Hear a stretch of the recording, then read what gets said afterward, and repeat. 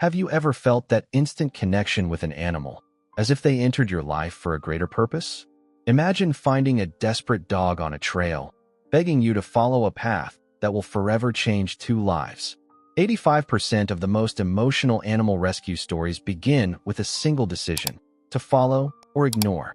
Emily chose to follow. Today I'll tell you Stella's story, a German shepherd who used her last bit of strength to save her puppies and found more than just help. She found a new home. Subscribe now, hit the notification bell, and tell me in the comments, where are you watching this story that made thousands cry with emotion? Let's begin. The September sun cast long shadows across the rolling hills of western Montana as Emily Matthews pulled her rented Jeep to the side of a narrow gravel road.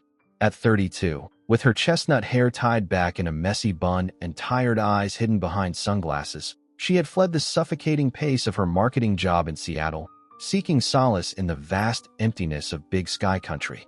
3 days, she murmured to herself, checking the trail maps spread across her steering wheel. 3 days without a single email, conference call, or passive-aggressive note from Dennis. The thought of her micromanaging boss made her grip the wheel tighter. Emily had chosen the small town of Pinecrest, population 842, precisely because it appeared as a mere dot on most maps. Stepping out of the vehicle, Emily stretched her arms above her head, inhaling the crisp mountain air scented with pine and wild sage. The trailhead sign, weathered by countless Montana winters, pointed toward Blackwater Ridge, promising spectacular views of the valley below. According to her guidebook, it was an easy 3-mile hike suitable for beginners, exactly what she needed. Perfect, she said, adjusting her day pack. She double-checked her supplies: water bottle, trail mix, first aid kit, and the bear spray the motel owner had insisted she carry. Just a nice, uneventful walk in nature. The first mile passed pleasantly, with Emily stopping occasionally to photograph wildflowers or listen to the distant call of hawks circling overhead. The trail gradually narrowed as it wound through a dense stand of lodgepole pines, their shadows creating a dappled pattern on the dirt path. The solitude was therapeutic, allowing her mind to finally untangle from the knot of deadlines and obligations that had been suffocating her. As she rounded a bend in the trail, Emily froze. Standing in the middle of the path, barely 20 feet ahead, was a German shepherd. The dog's ribs protruded painfully from her sides, and patches of fur were missing from her dull coat. Despite her emaciated state, there was an alertness in her amber eyes that made Emily pause. "Hey there," Emily called softly, crouching to appear less threatening. "Are you lost, girl?" The dog's ears perked up, but she didn't retreat. Instead, she let out a low whine, taking a tentative step forward before stopping again. Emily remained still, uncertain. "It's okay. I won't hurt you." The dog inched closer, her movements cautious but deliberate. There was something unnerving about the intensity of her gaze. Not fear of Emily, but a desperate urgency that transcended the typical wariness of a stray. When the German shepherd was just a few feet away, Emily slowly extended her hand, palm down. "You're safe now," she whispered. The dog sniffed her fingers, then did something that sent a chill down Emily's spine. With gentle precision, she took the edge of Emily's blue canvas jacket between her teeth and tugged. "What is it? What are you trying to tell me?" The dog released the fabric, stepped back, then repeated the gesture with more urgency, her eyes never leaving Emily's face. "You want me to follow you?" Emily asked incredulously. As if in answer, the dog turned and took several steps up the trail before looking back, clearly waiting. Emily hesitated, glancing at her watch. The rational part of her brain, the part that scheduled meetings and created contingency plans, was screaming that following a strange dog into the Montana wilderness was exactly the kind of decision that ended badly in horror movies. But something about the dog's desperation silenced that voice. "Okay," Emily said, straightening up. "Lead the way. But I'm keeping the bear spray handy, just so we're clear." The German shepherd seemed to understand, turning and trotting ahead, pausing every few yards to ensure Emily was still following. The German shepherd moved with a strange mix of urgency and caution, her emaciated body weaving through the forest with practiced familiarity. Every few yards, she would stop and look back at Emily, those amber eyes reflecting a silent plea that transcended the barrier between species. "I must be losing my mind," Emily muttered, pushing aside a low-hanging branch as the dog led her away from the marked trail. The terrain became rougher, with exposed roots and rocks making each step treacherous. "Hey, slow down a bit," she called as the dog disappeared around a cluster of pines. When Emily caught up, she found the German Shepherd sitting, waiting with tense patience. Up close, Emily could see the extent of the animal's suffering. A jagged scar ran along her left flank, and her coat, what remained of it, was matted with burrs and dirt. Despite her condition, there was a dignified resilience in her posture. "You've been through hell, haven't you?" Emily knelt, reaching out slowly. The dog flinched, but didn't retreat. "It's okay. I'm not going to hurt you."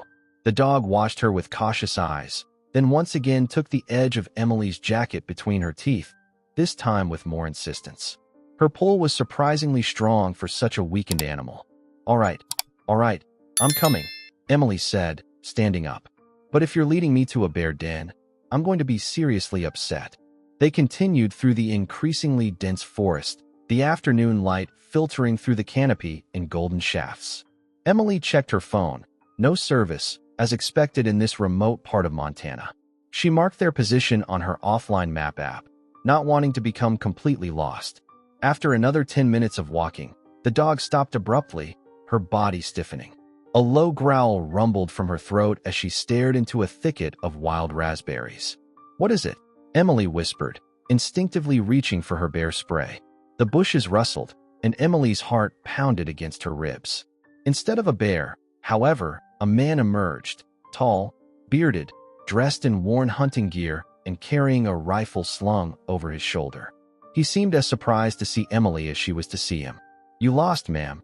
His voice was gruff, his eyes darting between Emily and the dog, who had positioned herself protectively in front of Emily, hackles raised. "No, I'm just hiking," Emily replied, keeping her tone casual despite her unease. Something about the man's demeanor felt off. His gaze lingered on the dog. "That mutt belongs to you." Before Emily could answer, the German Shepherd lunged forward, teeth bared, stopping just short of the man. Her message was clear: stay back. "Whoa!" The man took a quick step backward. "Better keep that thing on a leash before someone mistakes it for a wolf." "She's with me," Emily said firmly, surprised by her own protectiveness. "We're just passing through." The man's eyes narrowed. "Haven't seen you around before." "Staying in town. Just for a few days," Emily replied vaguely, not wanting to share details. "Well," he said, adjusting his rifle strap, "these woods can be dangerous. All sorts of things can happen to folks who don't know their way around." His smile didn't reach his eyes. "Be careful out here." With that, he tipped his hat and continued past them, disappearing into the trees. The dog watched him go, her body still tense, a continuous low growl vibrating through her chest. Only when the sound of his footsteps had faded completely did the dog turn back to Emily, once again gently taking her jacket in her teeth, tugging with even greater urgency. "He knew you," Emily whispered, a chill running down her spine. "And you definitely know him. What happened between you two?" The dog only tugged harder, her eyes now filled with what Emily could only describe as desperation. Whatever the dog needed to show her, it was becoming increasingly clear that time was of the essence. "Lead on," Emily said, her curiosity now mixed with concern. "I'm right behind you." Emily followed the German Shepherd deeper into the wilderness. The trail now completely vanished beneath their feet. The forest floor was carpeted with pine needles that muffled their footsteps, creating an eerie silence broken only by distant bird calls and the occasional snap of a twig. The encounter with the hunter had left Emily on edge, her senses heightened to every shadow and sound. "Where are you taking me, girl?" she asked, ducking under a low branch. The dog looked back briefly but continued her determined pace, seeming to follow some invisible path known only to her. After another 20 minutes of hiking, the trees began to thin, revealing glimpses of a small valley nestled between two gentle slopes. Emily could make out the glint of a narrow stream cutting through the center, its banks lined with cottonwoods whose leaves had just begun to turn golden in the early autumn. The German Shepherd led Emily down a steep embankment, her paws sure-footed on the loose soil while Emily had to brace herself against tree trunks to avoid sliding. At the bottom, they crossed the shallow stream, the cold mountain water soaking through Emily's hiking boots. I really hope this is worth ruining a perfectly good pair of socks, Emily muttered, though her irritation was half-hearted. Something about the dog's urgency kept her moving forward despite her growing fatigue. As they climbed the opposite bank, Emily noticed the remnants of what might once have been a dirt road, now overgrown with weeds and young saplings. The German Shepherd followed this faint path with renewed energy, her tail held low but her pace quickening. "Is this it? Are we getting close?" Emily asked, more to break the silence than expecting an answer. The dog glanced back as if to say yes, and continued around a bend in the old road. When Emily followed, she stopped short. There, partially hidden by overgrown vegetation and the shadow of a massive pine, stood a small log cabin. Time and neglect had not been kind to the structure. The once sturdy logs were weathered gray, with patches of green moss climbing up the north-facing wall. The small porch sagged dangerously to one side, and several of the window panes were broken, covered haphazardly with what looked like cardboard from inside. A rusted pickup truck, its tires long flat, sat abandoned beside the cabin like a forgotten sentinel. "Someone actually lives here?" Emily whispered, the isolation of the place sending a ripple of unease through her. The German Shepherd had stopped a few yards from the cabin, her body tense. Her eyes were fixed on the weathered door, and a soft whine escaped her throat. Emily approached cautiously, scanning the surroundings for any sign of human presence. "Hello," she called out. "Is anyone home?" Only silence answered her. The cabin had an unmistakable air of abandonment, as if it had been left in a hurry and forgotten. The dog suddenly darted forward to the cabin door, scratching frantically at the wood, her whines turning to urgent, almost panicked barks. "Hey, easy." Emily hurried after her. "What's gotten into you?" Up close, Emily could see that the door wasn't completely closed. A small gap of darkness showed where it hadn't latched properly.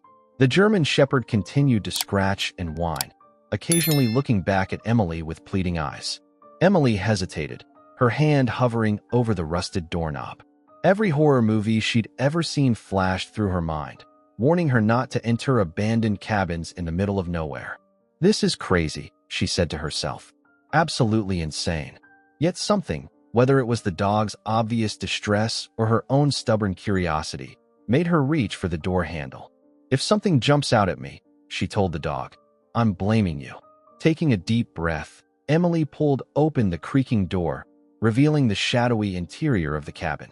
The dog immediately pushed past her legs and disappeared into the darkness, her claws clicking on what sounded like wooden floorboards. Steeling herself, Emily reached into her backpack for her flashlight and followed the German Shepherd inside. The stench hit Emily first, a noxious blend of mildew, animal waste, and something fouler that she couldn't immediately identify. She gagged, covering her nose with the crook of her arm as her eyes adjusted to the dim interior of the cabin. Thin beams of sunlight streaked through the dirty windows and gaps in the roof, illuminating dust particles that swirled in the disturbed air. "God, what died in here?" she muttered, sweeping her flashlight across the room. The cabin's interior told a story of neglect and desperation. A small wood stove sat cold in one corner, rusted cans of beans and corn scattered around it. A threadbare mattress lay directly on the floor, its once white surface now stained yellow and brown.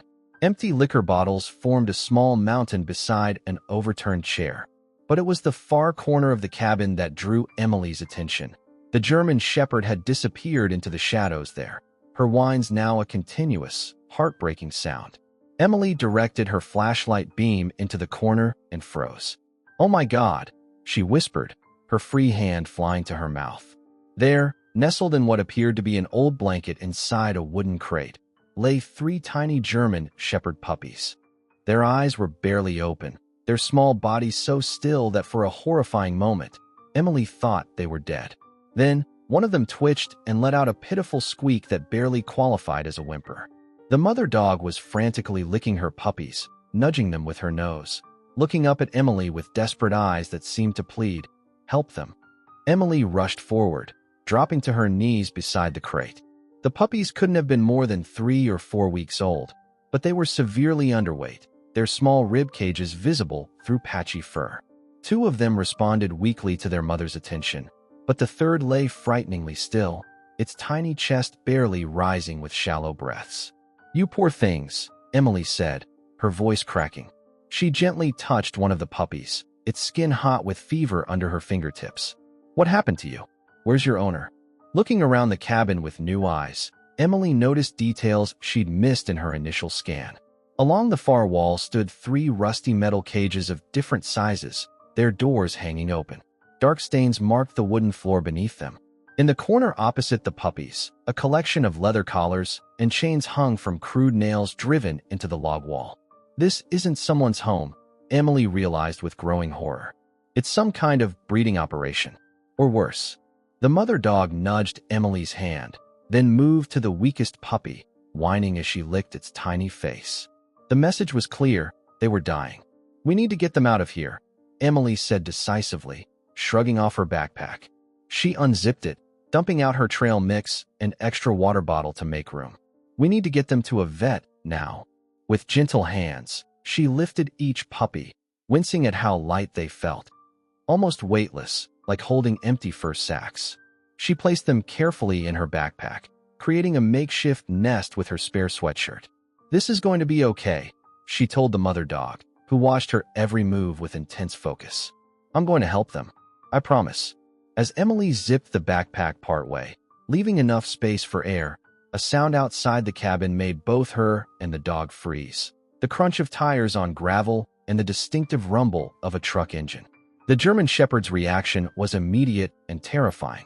She crouched low, her ears flat against her head, a tremor running through her entire body. Her eyes, fixed on the cabin door, contained such naked fear that Emily felt her blood run cold. "Someone's coming," Emily whispered, quickly slinging the backpack containing the puppies over her shoulder. "And I'm guessing they're not friendly." Outside, a car door slammed. Heavy footsteps approached the cabin. Emily's mind raced as the footsteps drew closer to the cabin door. Looking frantically around the small space, she spotted a second door at the back that likely led to another room, or hopefully, a way out. Grabbing the mother dog's scruff gently, she guided her toward the door while trying to move as silently as possible. The floorboards creaked treacherously beneath her weight. The back door was partially blocked by a fallen shelf, but Emily managed to squeeze through the narrow opening, pulling the reluctant dog after her.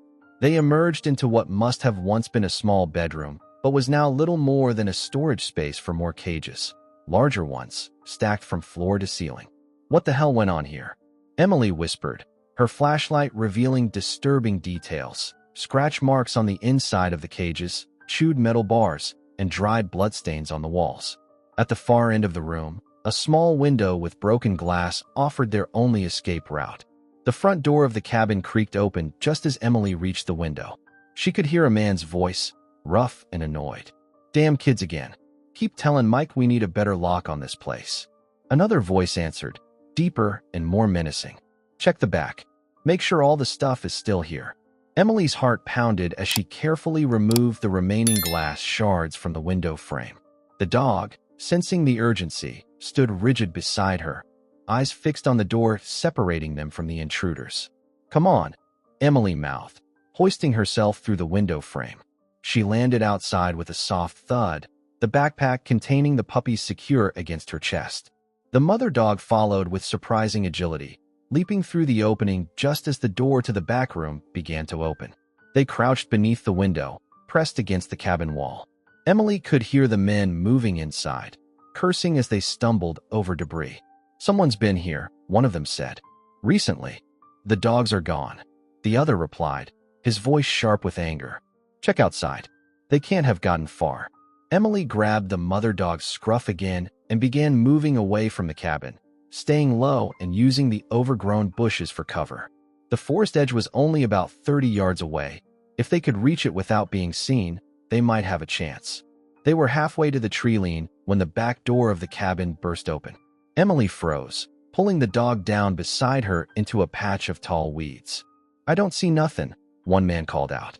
Emily could make out his silhouette against the cabin, tall and heavy-set, carrying what looked like a rifle. "You sure they ain't still inside somewhere?" "Positive," the second man answered, emerging from the cabin. He was shorter but more muscular, his bald head gleaming in the late afternoon sun. The bitch chewed through her chain. "Probably took the pups with her. Boss ain't gonna be happy." Those pups were worth good money. They're worthless if they're dead, and they were halfway there already. That last batch of medicine did nothing but make him sick. The men continued their search, moving toward the rusted truck and away from Emily's position. When they were distracted, Emily seized the opportunity, sprinting for the treeline with the dog at her heels. They reached the protective cover of the forest just as one of the men turned back toward the cabin. "Did you hear that?" he called out. Emily pressed herself against a tree trunk, breath held, as the men paused to listen. One of the puppies in her backpack let out a tiny whimper, and she quickly adjusted the pack to give them more air. "Probably just a deer," the bald man finally said. "Come on, we need to get back and tell the boss what happened.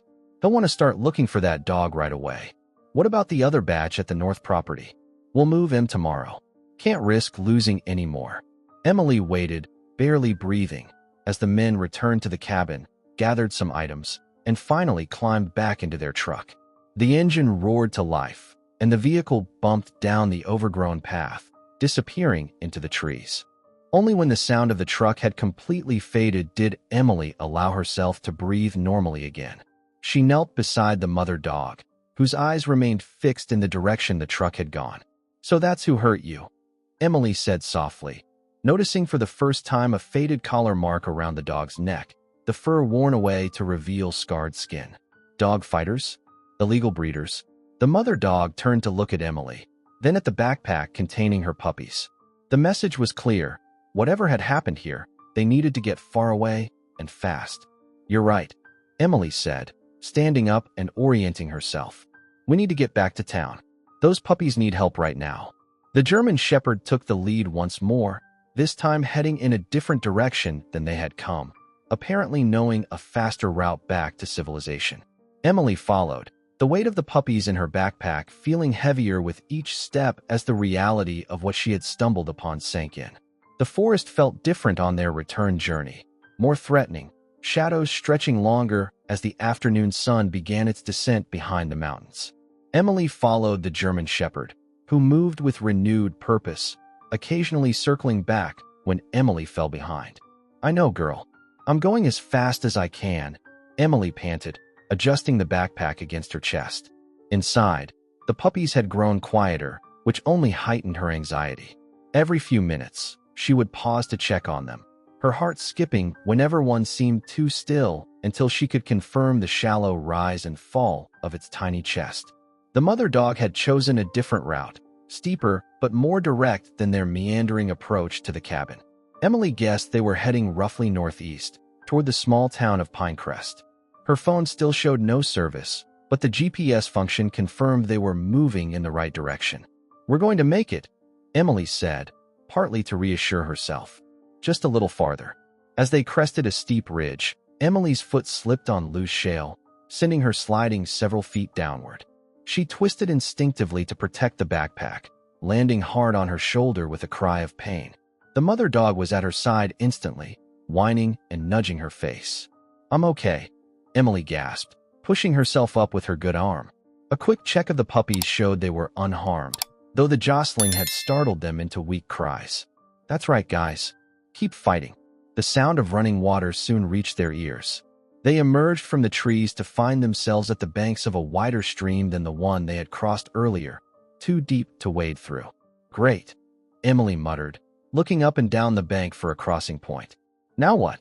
The German Shepherd was already moving upstream, and Emily followed until they reached a fallen tree that created a natural bridge across the water. The dog crossed first, nimble despite her weakened state. Emily followed more cautiously, balancing with arms outstretched, the backpack secured tightly to her front. Halfway across, she heard a sharp crack beneath her feet. The long-dead wood was giving way. Emily lunged forward just as the tree splintered, tumbling the last few feet onto the opposite bank, landing hard on her knees and one hand. "That was too close," she gasped, checking the puppies again. The weakest one, a small male with a white patch on his chest, lay frighteningly still.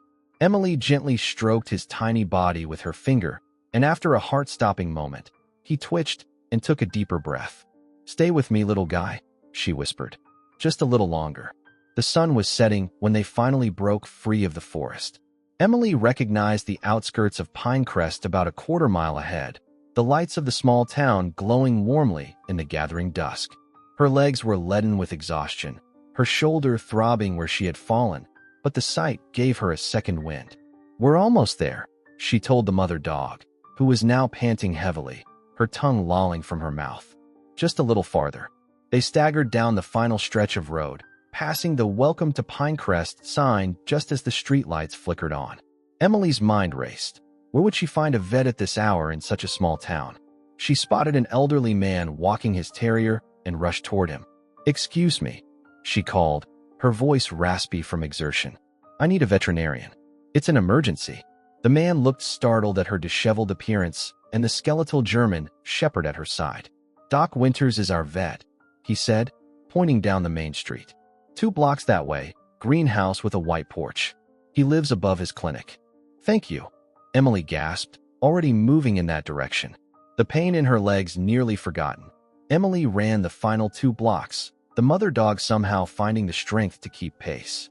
The greenhouse appeared before them, a discreet sign reading Pinecrest Veterinary Services hanging beside the door. Emily pounded desperately on the door, praying someone would answer. After what felt like an eternity, the porch light came on, and the door opened to reveal a man in his 60s with silver hair and glasses perched on his nose.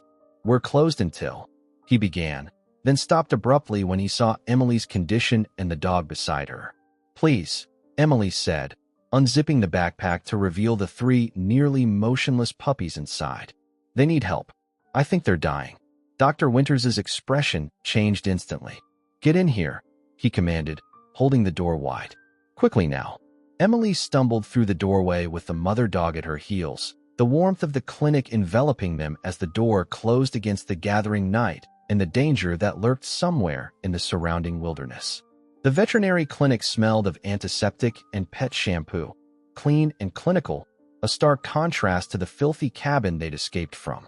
Dr. Winters worked with practiced efficiency, clearing an examination table and pulling on latex gloves in one smooth motion. "Put them here," he instructed, indicating the stainless steel surface.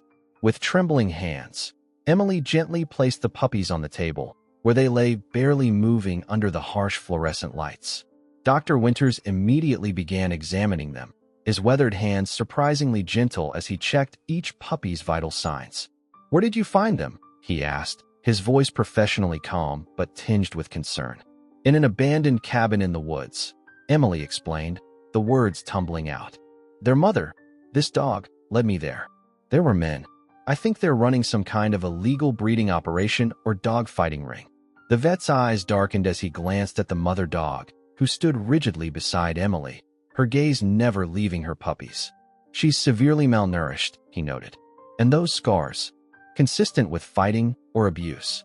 A young woman with short auburn hair appeared from a back room, pulling on a medical smock. "Dad?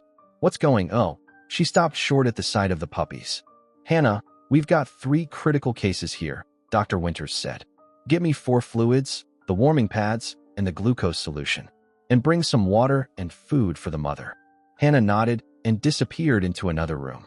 Dr. Winters continued his examination, his expression growing grimmer by the second. "How bad is it?" Emily asked, dreading the answer. "They're severely dehydrated and malnourished," he replied, inserting a tiny needle connected to an 4 bag that Hannah had brought. "And they're showing signs of neglect, possibly exposure to the elements." He gestured to the smallest puppy, the one with the white chest patch. "This little one is in the worst shape. His temperature is dangerously low." Hannah approached the mother dog cautiously, setting down a bowl of water and another of kibble mixed with wet food. The German shepherd looked at the offering, then back at her puppies, unwilling to leave their side even for nourishment. "It's okay," Emily told her, stroking her bony head. "They're in good hands. You need to eat to take care of them." After a moment of hesitation, the dog began to drink thirstily, then devoured the food with desperate speed. Dr. Winters watched with a knowing eye. "She's been starving herself to feed them," he said quietly. "Mother dogs will do that. Give everything they have until there's nothing left." The smallest puppy suddenly went rigid on the table, its tiny legs stiffening. "He's seizing," Dr. Winters said sharply. "Hannah, the diazepam, quickly." Emily stepped back, her hand pressed against her mouth, as doctor and daughter worked frantically over the tiny creature. The mother dog sensed the crisis, abandoning her food to press against Emily's leg, whining softly. "Come on, little guy," Dr. Winters murmured, administering medication through the foreline. "Stay with us." For several agonizing seconds, the puppy continued to seize. Then, gradually, the spasms subsided, and its small body went limp. The room fell silent except for the soft beeping of a monitor Hannah had attached. "Is he?" Emily couldn't bring herself to finish the question. Dr. Winters placed a stethoscope against the puppy's chest, listening intently. His expression was grave when he looked up. His heart's still beating, but it's weak. The next few hours will be critical for all of them, but especially for him. The mother dog nudged Emily's hand, her amber eyes filled with such human-like worry that Emily felt tears spring to her own eyes. "We'll do everything we can," Dr. Winters assured them both. "But they should have been brought in days ago. They're fighting an uphill battle." "It's not her fault," Emily said defensively, her hand on the German Shepherd's head. "She got away and found help as soon as she could." The vet nodded, a glimmer of respect in his eyes. "She's an extraordinary animal. Most would have given up." He turned to Emily, seeming to truly notice her condition for the first time. "And you're not looking too steady yourself. Hannah, get our guests some water and something to eat. And maybe the first aid kit. That shoulder needs looking at." As Hannah attended to her, Emily sank into a chair, the adrenaline that had carried her through the forest finally ebbing away, leaving her shaking with exhaustion.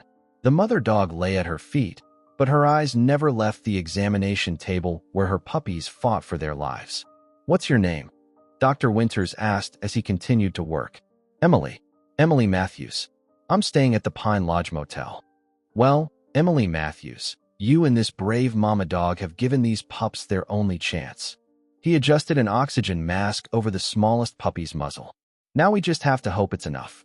As the clock on the wall ticked past midnight, the battle for the puppies' lives continued, their tiny bodies connected to machines and tubes that seemed grotesquely oversized against their fragile forms. Emily refused to leave, and the mother dog remained steadfast beside her, both of them watching and waiting as the smallest puppy's breath faltered, then strengthened, his life hanging by the thinnest of threads in the quiet Montana night. 5 days passed like a blur at Dr. Winters' clinic.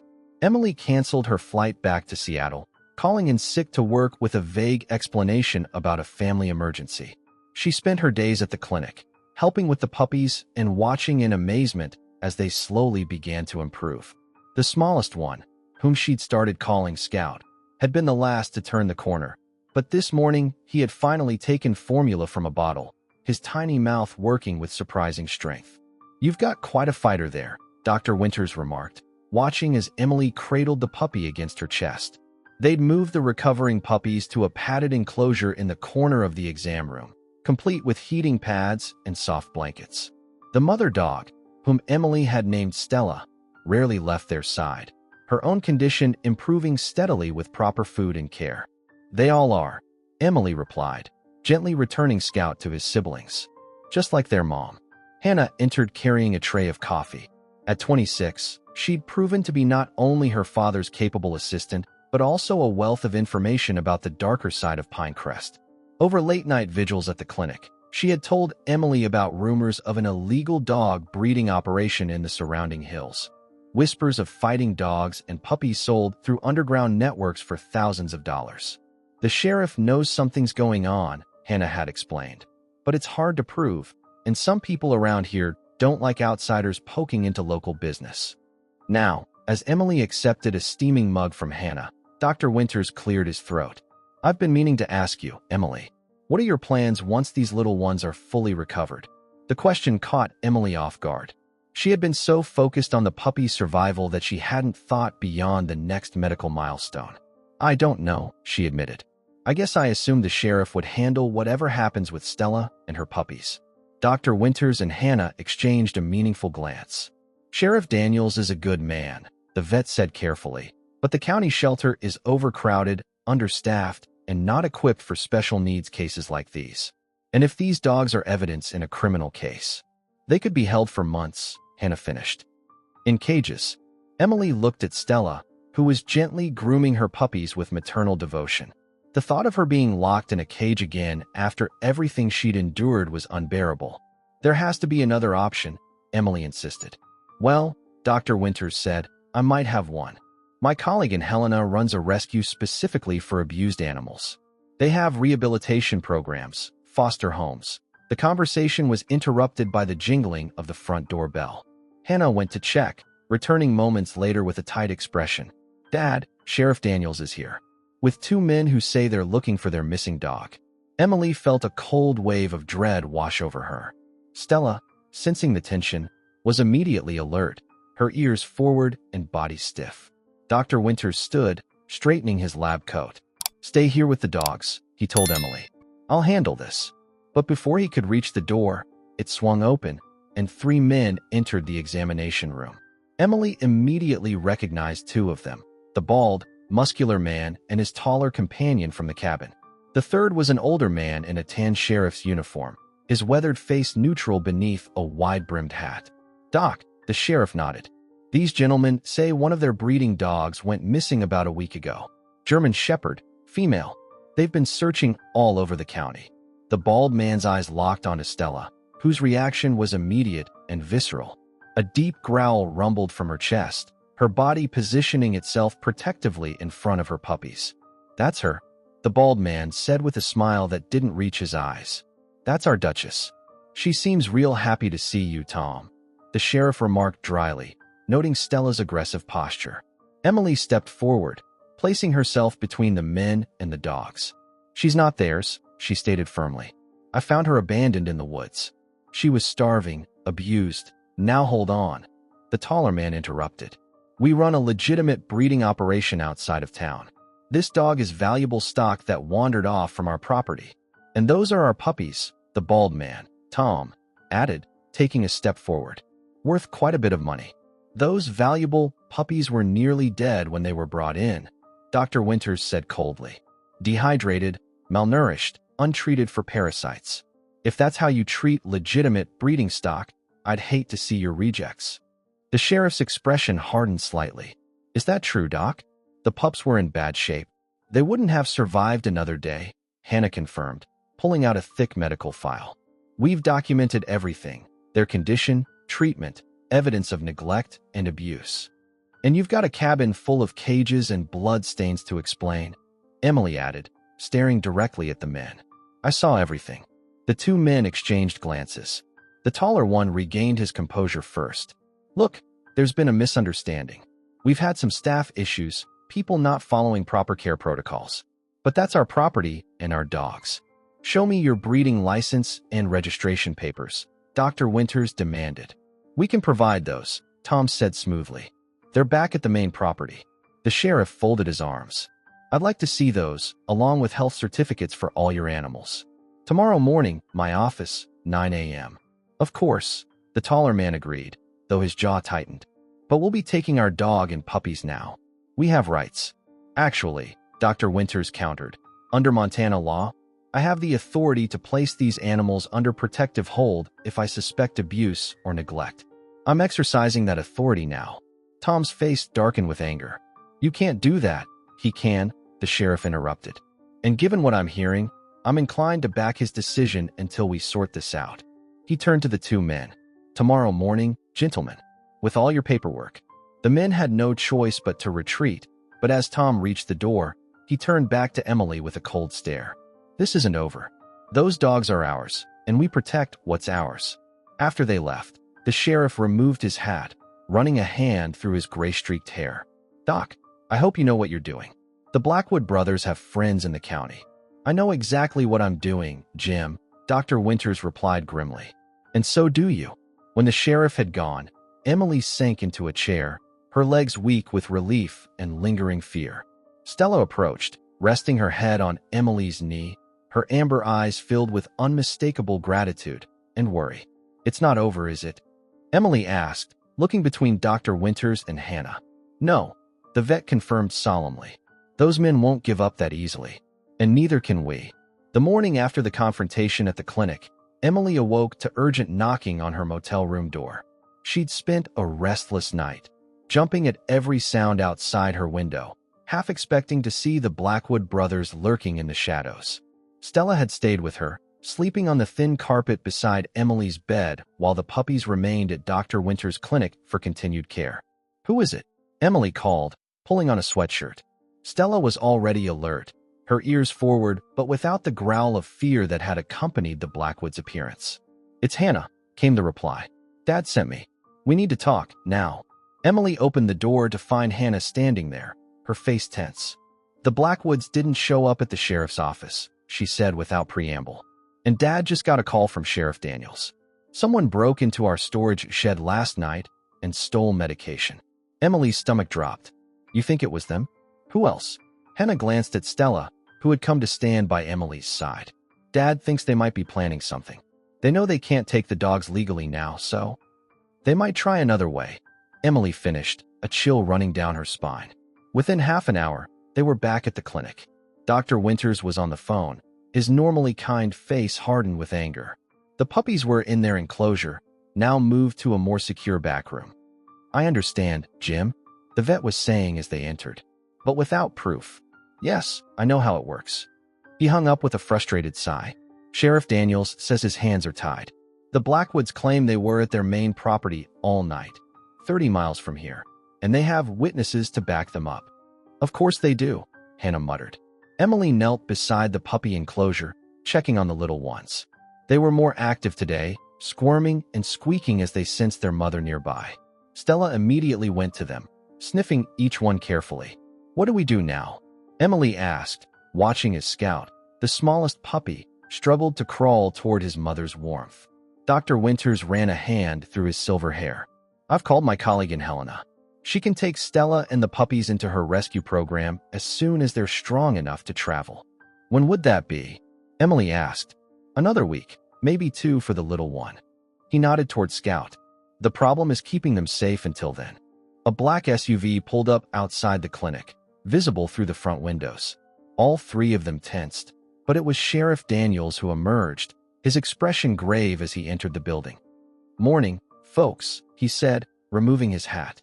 His eyes flickered to Stella, who stood protectively near her puppies. "How are they doing?" "Better," Dr. Winters replied cautiously. "What brings you by, Jim?" The sheriff sighed, hooking his thumbs in his belt loops. "Got some information you should know. The Blackwoods filed a formal complaint this morning. Claim you're holding their valuable property illegally." He held up a hand as Dr. Winters began to protest. I know, but they've got a lawyer now, and they're pushing hard. They're demanding the dogs be returned within 48 hours or transferred to neutral custody." "That's ridiculous," Hannah exclaimed. "After what they did to these animals." "It's their word against yours at this point," the sheriff explained. "And they've got documents, breeding licenses, registration papers for the mother dog. Forged, I'm sure," Dr. Winters scoffed. "Probably," the sheriff agreed.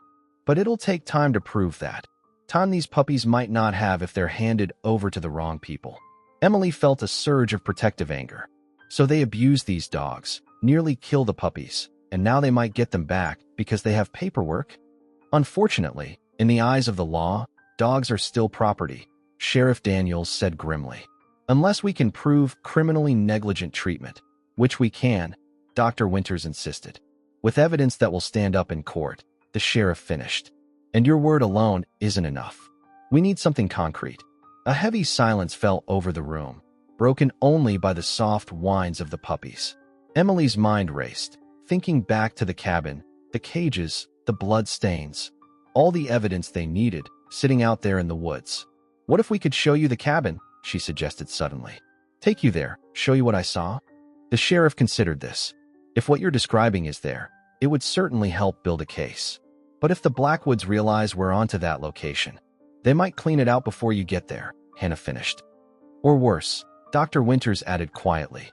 As if understanding the gravity of the conversation, Stella moved from her puppies to Emily's side, pressing against her leg with unusual firmness. When Emily looked down, those intelligent amber eyes held a determination that sent a clear message. This fight wasn't over. The silence was shattered by the clinic's phone ringing. Hannah answered, her expression changing as she listened.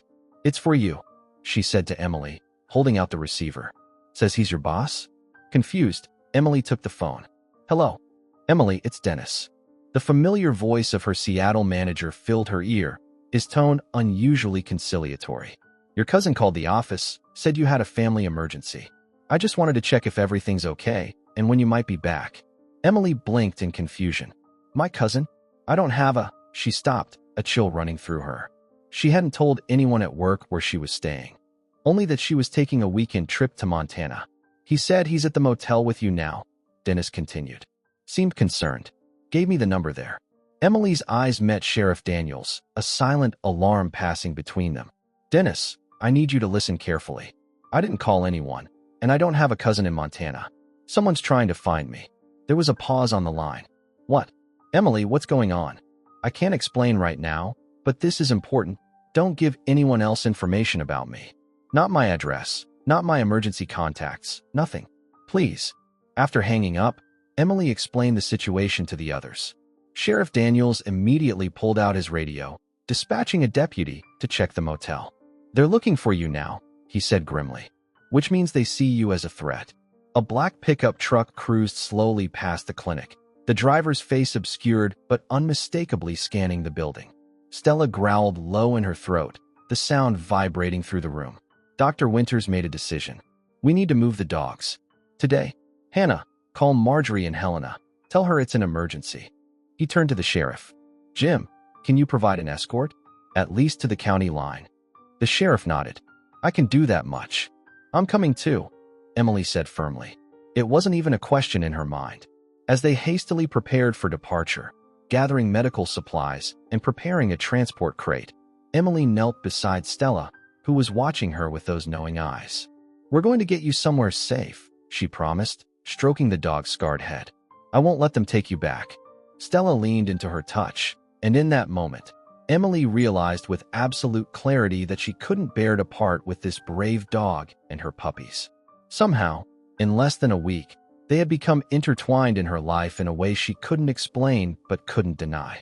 Outside, the black pickup made another pass, slower this time, the driver's eyes locking briefly with Emily's through the window. The message was clear: they were running out of time. The next 48 hours passed in a blur of tense movement and cautious planning. Sheriff Daniels provided an unmarked police SUV and coordinated with law enforcement in neighboring counties to ensure safe passage. Dr. Winters insisted on accompanying them to Helena, bringing a portable medical kit for the puppies. Hannah stayed behind to maintain appearances at the clinic, with a deputy stationed nearby for protection. They left Pinecrest under cover of pre-dawn darkness, Stella and her puppies secured in a specially prepared transport crate in the back of the vehicle. Emily sat beside them, constantly monitoring the fragile scout, whose strength had improved but remained concerning. Dr. Winters drove, his eyes frequently checking the rearview mirror for signs of pursuit. "How are they doing?" he asked as they crossed the county line, the sky beginning to lighten with the first hints of sunrise. "Holding steady," Emily replied, her hand resting reassuringly on Stella's head. The mother dog remained vigilant, her ears swiveling at every new sound, her body shielding her puppies from the movement of the vehicle. The journey to Helena, normally a 3-hour drive, took nearly 5 as they followed a circuitous route suggested by Sheriff Daniels to avoid main highways where they might be spotted. By mid-afternoon, they finally arrived at Paws of Hope, a sprawling sanctuary on the outskirts of the city. The facility sat on 10 acres of fenced land, with several buildings arranged around a central courtyard. Marjorie Coleman, the sanctuary's founder and Dr. Winters' colleague, greeted them at the entrance, a tall woman in her 50s with steel-gray hair and the firm handshake of someone used to handling large animals. "Bring them straight to the medical building," she instructed after brief introductions. "I've got everything prepared." The facility's veterinary suite was far more extensive than Dr. Winters' small-town clinic, with state-of-the-art equipment and 2 veterinary technicians waiting to assist. The puppies were carefully transferred to a warming incubator, while Stella underwent a thorough examination. "She's severely underweight, but showing remarkable recovery already," Marjorie noted, running experienced hands along Stella's flanks. "These old scars, though, fighting injuries, most likely. And these marks around her neck and legs, consistent with chaining or confinement." Emily's hand drifted unconsciously to Stella's head, providing comfort that the dog leaned into with quiet trust. Over the past week, a bond had formed between them that transcended explanation. "What happens now?" Emily asked as the day wore on and the puppies settled into their new temporary home. Marjorie's expression was both kind and practical. "They'll stay in our rehabilitation program. The puppies need another month at least before they can be considered for adoption." Stella, her case is more complicated. Dogs with fighting backgrounds often require extensive rehabilitation before they can be placed in homes, if they can be placed at all. "She's not aggressive," Emily argued. "She's protective, yes, but she's never once shown any signs of, 'I believe you.'" Marjorie interrupted gently. "But we have protocols we need to follow. Assessment, training, socialization. And there's the legal aspect too. Until the ownership issue is resolved, there's still technically evidence in a pending investigation." Later that evening, after securing a hotel room in Helena, Emily sat with Dr. Winters in the sanctuary's small cafeteria. The puppies were resting comfortably under constant monitoring, and Stella had been permitted to stay with them in a private room. A special accommodation Marjorie had made after seeing the mother dog's distress at being separated from her young. "What will you do now?" Dr. Winters asked, stirring his cooling coffee. "Head back to Seattle?" Emily stared out the window at the sanctuary grounds, where rescue dogs of all sizes were being walked by volunteers in the fading daylight. The question should have been simple. Her vacation time was long past, her job waiting, her apartment sitting empty. Yet she couldn't bring herself to form the words that would commit her to leaving. "I don't know," she admitted. "I should go back, but you can't stop thinking about Stella and her puppies." Dr. Winters finished with a knowing smile. Emily nodded, surprised by the emotion that tightened her throat. "Is that crazy? I've known them for a week." "Sometimes a week is all it takes," the vet said simply, "especially when you go through something like this together." 3 days later, Emily found herself still in Helena, having called her boss to request an extended leave of absence. To her surprise, Dennis had been understanding, even supportive when she explained, in carefully vague terms, that she was assisting with an animal rescue situation. Her colleague Jen would cover her major projects, and remote work was possible for the rest. Emily spent her days at the sanctuary, helping with Stella and her puppies, but also assisting with other rescue animals. The work was physically demanding but soul-nourishing in a way her marketing job had never been. In the evenings, she researched dog behavior and rehabilitation techniques, determined to understand what Stella had experienced and how best to help her heal. On the 5th day, as she sat on the floor of the puppies' room, watching them grow stronger by the hour, her phone rang. It was Sheriff Daniels. "We got them," he said without preamble, his voice tight with controlled satisfaction. "Executed a search warrant on that cabin yesterday. Found everything you described and more. Medication matching what was stolen from Doc's clinic, falsified papers, evidence of at least a dozen dogs being kept in inhumane conditions. The Blackwoods were arrested this morning." Relief washed over Emily in a dizzying wave. "So it's over? Stella and the puppies are safe?" "Legally, yes. The county has seized all animals associated with their operation. Marjorie's sanctuary will be granted custody once the paperwork clears." After the call, Emily sat with Stella, who had become increasingly comfortable in her presence. The German shepherd rested her head in Emily's lap with a deep sigh of contentment as Emily stroked her ears. "You're free now," Emily told her softly. "Really free." As if understanding, Stella lifted her head, looking directly into Emily's eyes with that same intelligent gaze that had drawn her to follow the dog into the forest a lifetime ago. There was something new there now, not just trust, but belonging. 2 weeks later, Emily stood in Marjorie's office, finalizing paperwork that felt momentous in its simplicity. Scout, the smallest puppy, now thriving, played at her feet, while his siblings wrestled under a chair.